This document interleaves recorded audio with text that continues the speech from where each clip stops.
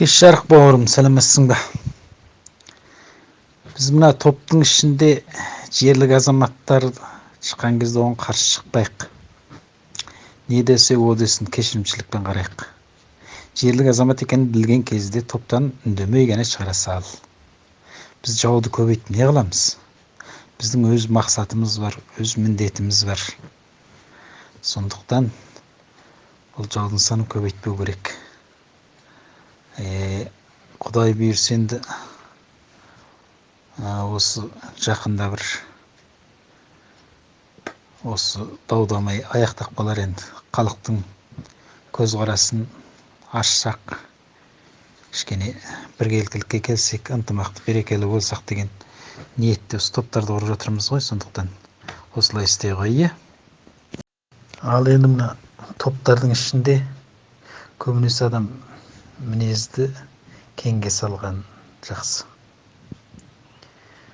Енді шынайы өмірде ол біреу кесең жібермей-ақ қойсаң болады. Топ деген топ емес, бұл деген қазір айтылады, ертең қалады. Кейбіреу орындалады, кейбіреу орындалмайды. Оған көп мән беріп кетпе бауырым.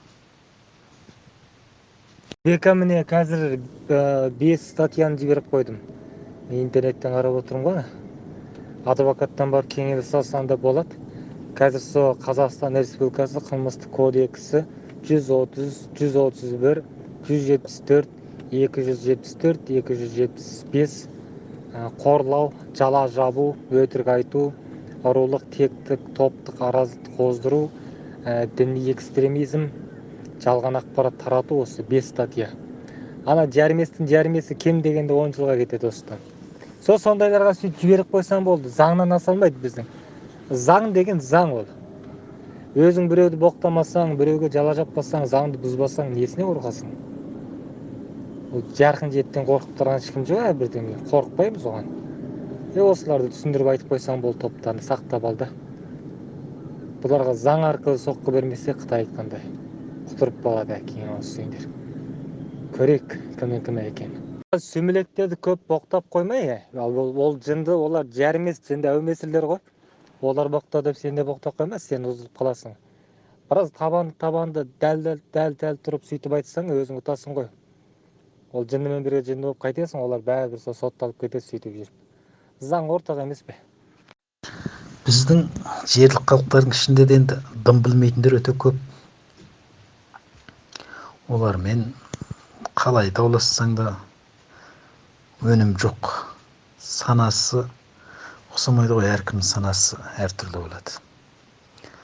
Ал енді біз мына Серікжанға айранда үйітіндармен қарсыласып отырмыз ғой.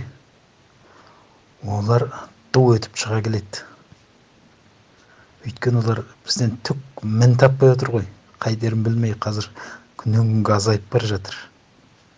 Бағана Серікжанның шыдамай қалың бірдеңелер жібергенін көрдің бе? Жынданып жіберіп отыр. Бұларды күн ақылдасайын деп қалды. Асықпа бауырым. Құдайым бұйырса жеңіске жетеміз.